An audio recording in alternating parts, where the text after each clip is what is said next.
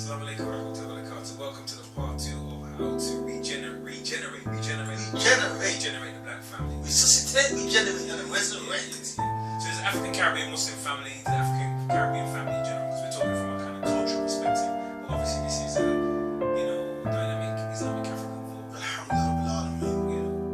So the context of what we're living in, for example, our parents, our grandparents were brought to this country, Britain. I shouldn't say brought to actually, I'm talking about. They were begged to come here, man. They were invited, probably the only few groups that were invited to come here. Keep back on this. Even though they were misled and they were led to believe that the streets were paved with gold, but it was soon found that the streets was coming to sweep up. After the mess after. So that's a context to we find ourselves in this land, Britain, but it is our country. Yes, accept that. Exactly. We don't like it, but if you're here, you were born here, this is your place. Exactly. Just to keep it real. Yeah, man. To keep it real. But we're saying this is a society that's, the dominant ideology that is behind, whether we call it democratic, whether it's a liberal, whether it's a socialist, leanings. In the old days, we used to have the Labour government, but the white supremacy or white privilege is the dominant theme. Some people may cringe, kind of Muslim brothers that used to call it white privilege. We don't hear Muslim speakers talking about that kind of stuff. But if it exists, it must have a name. Yes. So I think that I would say that well, that's one teaching I've heard. So I'd say that white privilege does exist, and I say that the black family is the situations and challenges they face, to some degree, not to all, but to some degree, is a byproduct of that system. So in terms of employment, if black men are especially of a certain age, are disproportionately kicked out of school, excluded from school, educational opportunities are made narrow, less chances to go to university to become a professional.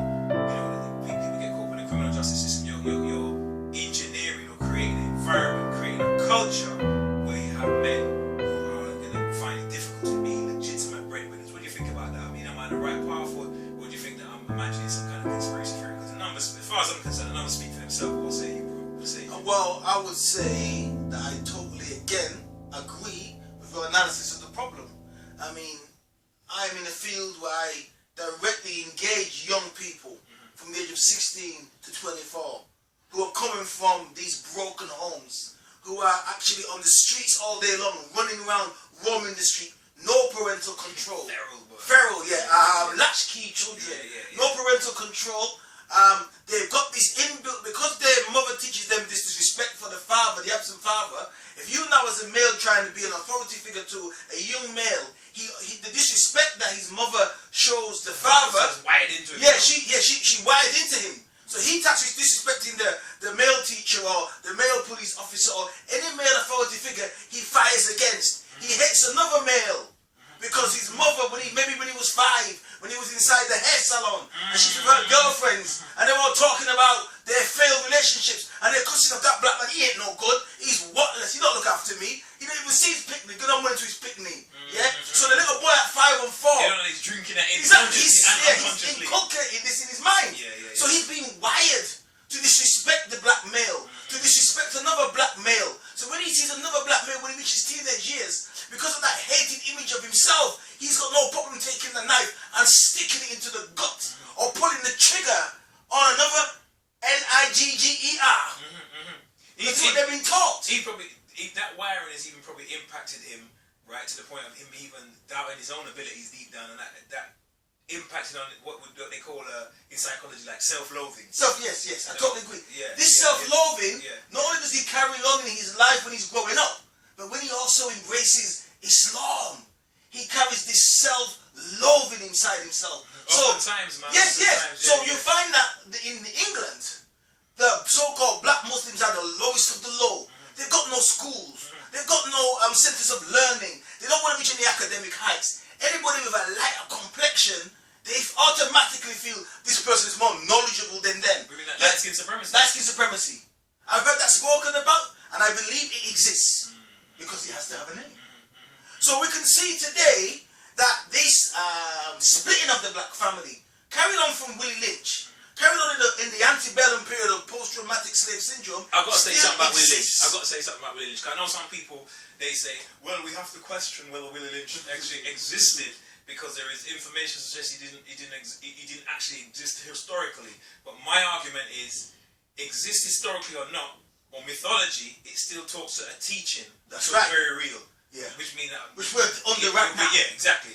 So whether he existed mythologically or historically, the principles of what he taught or what he's alleged to have taught is what's in operation in the black family. Well, we can see it, brother, because when you strip a nation, a group of people, for over 400 years, strip them, as we know, we took one horse, tied one leg to one horse, the other leg to another horse, and then whipped the horse and would rip the black woman, physically rip them apart. So we know that this society, Britain was built, the banks, not West, Barclays, Lloyds, built on the backs of Africans. So this society can never really offer you justice and can never really if you can't come to terms with its own evil slave past, as we saw recently in the documentary. An apology. The reparations match. So the reparations match is ambitious because apology is not even. It's not going to happen. So these people are still, just as we was invisible then, we're invisible now. They won't come to terms with it. So we're still suffering from that. It's unbelievable, incredible that we still came back to Islam after going through that hell. And we're still sane to some degree. Yes, destroyed we are. But today we have a solution, mashallah. Today we know that we have the medicine of the Prophet Muhammad, peace be upon him. We know when we take this medicine, it will make us fit. It will clean us up. It will open our hearts. It will make us stop loving those who don't love us and don't look like us and don't want us with them. Because we've been begging too long over people's community centers, knocking on their cultural doors. And all they do is open the door, check who it is, and put the black boot in our face and kick us out. They don't want us in their centers. They don't want us when they don't need us. Every time we go to their Muharrams or Ashura festivals or the Eid festivals, you know what I mean? They see us begging, sitting down, eating on the floor with them. When are we going to have our own? This is my point. Because even they can't I would like to invite some of my brothers from other communities to our centre to say, come on, do Muharram with us, man. Come on, make iftar with us. That's what I'm working towards. They got to do that, though, innit? Listen, they want this. They want to come to your centre sometime, right? To see how you guys do things. How do you do your assurance? Imagine if you had a friend and he always came to your house and ate well, and he never invited you to his house, innit? It's an imbalance, isn't it? And Islam is about the mizan, isn't it? It's about the balance. And again, about the man and the woman again. Because you mentioned from the Quranic verse. They were clothing for you, you're clothing for them. So imagine our women who are Muslim, these black, proud African sisters, Shiite sisters, they want their men to stand up and have some strength. Just as the Christian woman wants to see her black man with strength. Just as all the other women, you want to see a black man stand up and take responsibility, stop kowtowing, bowing down, cooling around, knee bending, and begging the pale people for the crumbs. They won't want to see them be men. This is the point. Their women want them to be men. So let me jump in because you use some bombastic language. But however, do the facts remain? Past the rhetorical devices, the energy. But is it factual or infactual? That's what we want you to think about and to reflect on, inshallah. But there is a solution. And one of the solutions I want to interject into the conversation was something that the Prophet Muhammad, peace upon him, is quoted as saying that, the best of you, not the ones that are okay or good or kind of alright, the best of you are the ones who are best to their wives, and I am the best to my wives. MashaAllah. Let's talk. Can we just spend a minute on the teachings of the Rasul, because they're universal, but we're going to bring it back home because we're in pretty bad shape, and we need the Prophet's message like 1400 years ago. It can't be soon enough. So we need to be kind to our wives. We need to show care and consideration to our wives, and remember that the man is at the center. The man is the backbone of the family, and therefore that means what? That in a way, or not in a way, directly I'm going to say, women react to men. Do you understand? So if we show them strength, we show them kindness, we become providers, or we show that we're striving to be providers. If a man's not working, but he's in the house all the time under a foot, that's going to bring contention. Yes. If he's out because he's been on the grind, he's been on the computer and he's going out looking for work, or he's trying to use some kind of, entrepreneurial skill, legally, not selling, You know what I'm trying to say to you? That's So right. it's going to jeopize the family security if you're doing something illegal. I'm talking about legal entrepreneurship. Using his mind, she will only respect you and she'll be a support to you. That's but right. if you don't take control, in that sense, not domineering, but if you don't take control and be a man, then that is a recipe for fitna, a recipe for contention, recipe for problems. SubhanAllah. Totally agree with that analysis again. Because what we're trying to look at is who is the best example of manhood, the best example of masculinity. We know Prophet Muhammad sallallahu alaihi wasallam. He was the best of the best of the best. So we can see how he treated his wives, that respect he had, that honor he gave them. Yes, that this is a man that understood that between men and women, you need to build this bond. These lies that we get from certain people in our community who say that the Prophet Muhammad was negative, or say he's some pale man teaching our people and leading us astray, leading to slavery and all these type of things. We have to dispel these myths. I'm not even hearing that no more. I'm not hearing that no more. What I'm hearing is a prophet that was sent by Allah subhanahu wa ta'ala, only a prophet, sent to guide mankind to the truth. Now you need to hear this, brothers and sisters. This is no lightweight man. This is a man that Allah goes, he does not earn that which he says, nor that which he does. This prophet we almost begged for this person to come, and he's come, and he's given us this wisdom. And for his family, for his family, we can see the respect. We can see the respect for himself and his family. We know Imam alayhi salam. We know Imam Jabal alayhi salam. We know the Imam Hassan alayhi salam. You know the Imams, each one of them representing manhood, representing masculinity, representing love for women, respect for women, honor for women.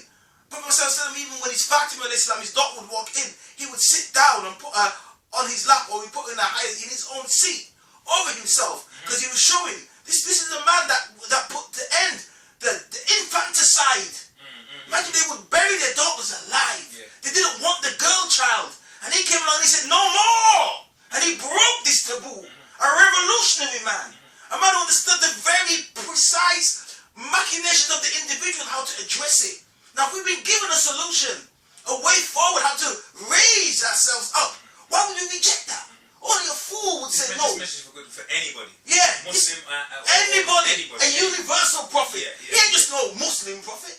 He was sent to mankind, to the nas. Mercy. Mercy. To the world, right? Subhanallah. So to follow him is to understand, brothers and sisters, that it's either heaven, Jannah, or Jahannam. We're living in Jahannam right now. Living in a hell. There has to be a heaven, because we're in hell. So how are we going to get ourselves out of this hell and towards the heaven? Is by following the teachings from Prophet ﷺ. That Allah perfected this man and his family to teach us this. This is what we're trying to do today. Is to clean our people up. And to say to the black man and woman, yes, no more will you be divided. No more will you fight against each other and carry the white supremacist agenda and fitna. Because this is a little hoodwink as well. Because what do they do? That they say the dominant theme in popular culture is and you listen to the art forms and stuff like that. Men are no good, or men. You know, I'm talking when I say popular culture, I'm talking about black artists, because they do run the world in terms of popularity and stuff like that. They set the trends. And I'm saying when we listen to a lot of our music, our art form, it tells us what's going on in the heart of a people. You know, so the music is antagonistic. The music is telling you that there is a vibration that is somewhat out of touch, out of place between a man and a woman, a black man and a black woman, whether it's in the Caribbean, whether it's in America, the black diaspora. And that needs to be addressed, and there's no way around it by trying to marry out, because people won't even respect you, people don't even want you. So there's no, unfortunately, there's no integrationist type of quick solution in mass, you know, and mass, that is not going to happen. You're going to have to face that woman, and that woman's going to have to face that natural man that's her partner in life, and work through it. And our advice to you is that the Prophet Muhammad, peace upon him, that his sunnah, his methodology, his way of behavior is, as the Quran says, that surely in your companion, your companion is on the highest moral pedestal. So what did it say? So what does the history books teach us about the Prophet? It says that, for example, that he would cook one day and prepare everything for the family, and the next day his wife would cook. Like, it wasn't just a man to say that he come in and you know what I mean? It wasn't that kind of behavior. Like, he showed something, you know, because there's a lot of stress on the women and a lot of pressure on them at times if there's children in the home and things of that nature. So you need to help, brothers, you need to help, but at the same time, I totally agree with that. As I said, you got to take that risk of putting your best foot forward, just like when you probably met your wife and you had to make the initiation. Again, you have to initiate those good actions, and that she will reciprocate naturally, because that's in her nature. That's in her nature. So that the man he's given more authority in particular type. I know that to guide. Yeah. You know, when you see Star Trek, there's only one Captain Kirk. You don't have two Captain Kirks. You have Captain Kirk, and then you have Spock. So about this new age thing, like, we're 50-50. You mean like You're driving a car with Yeah. 50 Who does that? Who does that? Well, nobody. I wouldn't drive in a car. No. Bus, no train, no There no is vehicle only like that. equality in deen, in fitra, In value. in value. But nothing's equal in this world. If 2 pennies come out of a mint, them 2 pennies are not equal. And they come out of the same mint. The male and the female are not They alike. complement each other. Allah talks about the shams, yes, which is the sun and the Khama, and the sun and the moon. They both work together in this symbiotic way. Allah talks about how they both swim in their own, they have their own space. They work in their own. Day and night is like a clothing. It's like a clothing, day and night. You use the male and the female. So this is the beauty of what we're trying to teach. Because we said if our people, once again, like with the Moors, with Songay, with Benin, and Mansa Musa, if they once again take their rightful position as the mothers and fathers of civilizing the world, then this information is locked in our DNA. This information has to reach the sisters too. I might be addressing the brothers. Some of the things you say, you might think, what's going on? You're trying to address the brothers that you're putting us on blast. I'm not. I'm just offering goodly advice, inshallah, to help you support your family and go down the right road. But the sisters need to hear this as well, because as Al-Hajj Malik Shabazz used to say, to educate a man on a level is to educate an individual. But to educate a woman is to educate and liberate a nation of people. Because we speak mother tongue, we don't speak father tongue, and we learn so much from our mothers. And so much as in a negative way can be wired into us from our mothers, but we pick up so much good. So the potential for our mothers to teach us so much that the sisters really need to not step their game up, but what I'm saying is that to tune in to the vibration. Elijah Muhammad would say, if you find yourself a no good black woman, then you need to find yourself the no good black man that made her no good. Because he's saying she's not of that by herself. Women react to men. So this is what Malcolm is saying it. You find bitter women ain't bitter in that. No, because some man has come along and damaged them. Yeah. Because we're supposed to be helping to care for them and protect them. We want to protect our diamonds. We want to protect our money. We want to protect all these material things, but we don't want to protect the most precious resource in our community, which is our woman, our black African woman. We don't just mean Muslim woman. We don't just mean Christian woman. We mean we protect the black woman first and foremost, but then we also protect all women. Because we're here to defend and protect everybody to the degree. But charity begins at home. You got to begin at home. Got to begin at home. What did he say? He said, if you want to see how a man is, look how he's with his family. This is an Islamic statement, isn't it? You can fool the rest of the people, but how are you with your family? That's when it's real. And this is what action is about. Helping the black African family to understand, though, Ahlul Bayt Islam, which is the key to unlocking all the problems that's facing us today. We see all the ism and schisms. It's a symbiotic relationship. They're so intertwined. Because at the same time, hopefully we're gonna in the future, inshallah, we're gonna be doing a video on the sexual objectification of women in our society. Because one of the disturbing things, I'll just touch on it, is that there's something called self-objectification, where the woman now, again, so it starts from men treating women as an object. Then they themselves inculcate that, and they begin to manifest that. So the best they see that they can do is to be a sexual object. So they spend so much. It's natural for women to want to beautify themselves. I mean, that's ancient, but right? It gets perverted. Yeah, it's perverted, and it's to a level that they become obsessed with bodily image, and they become narcissistic. They can't get out of the mirror. Women, some women in some cultures, like in the Western world, they got the cosmetic industry. You know what I'm saying? You hear about women changing their bodies and getting injured and things like that. Dying, like extreme cases. I'm trying to say to you, but things some of them glue hair onto their head, brother. They burn their skin with bleach. That's a post in itself again. Yeah, that's a post in itself. So we're going to talk about the beautiful black woman and the natural beauty of the black woman and the sexual objectification. But as we said, the solutions is an ongoing theme. But brothers, we're saying, be on your post. Brothers, be upright. We say, initiate that good behavior with your family. Show kindness to your wife, show kindness to your children, and inshallah she will respond. Be a protector, be a provider to the best of your ability, and that woman will do nothing but love you and be loyal to you.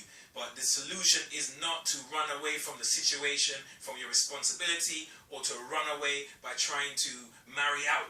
I'm not saying if you find somebody of a woman of your what's the word I'm looking for, of your affections, and she's from another heritage, hey man, that's on you, man. That's on you. You do your thing. But we're saying don't make that mentality of post-traumatic slave syndrome resonate and vibrate in the back of your unconscious mind to the point where it makes you not like a woman Exactly. who looks like, from your own heritage. And you're not gonna find, at least not in this country, too many Orthodox Muslims really even going there. They're not really gonna go there. But we're just saying that the conspiracy of silence had to be broken. We didn't want to do it, but we had to do it. So till next time, closing thoughts, bro.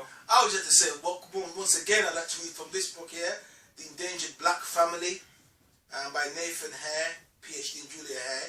On page 19, they end by saying that we believe that this issue between the black man and the black woman, the African man and the African woman, can be repaired if we focus on the love between us, the positivity between us. Learn to love again. We was taught to not love, but now we can be trained to love, they're saying. So we need to look amongst ourselves, as you mentioned, and our own reflection to love ourselves. Allah, for a reason, He said, I created you in pairs. So He created the white woman with the white man in a pair, the black man and a black woman in a pair. So there's a reason why He did this. There's a reason, or it's all one colour. So it's not for us to hate each other, but it's to recognize and use the power of love that we have between us to rebuild the black race, to upset the destruction, and to understand that just as we were made to hate each other, we can be made to love each other. Yeah, indeed, it's learnt behaviour. But just to finish off, going back to the first ayat of the Quran that we began when we said about Allah said that He's the one that puts love between the man and the woman, between the husband and the wife. So Allah is the one that blesses us and gives us the love between that woman that you love, or the man and sisters that you love so much. That's right. But you have to work on it. Your free will determines how that love is going to turn out. You have to work on it to maintain that love. So we're going to finish with love and finish in peace. Assalamu alaikum wa rahmatullahi ta'ala wa barakatuh. Assalamu alaikum wa rahmatullahi wa ta'ala wa barakatuh.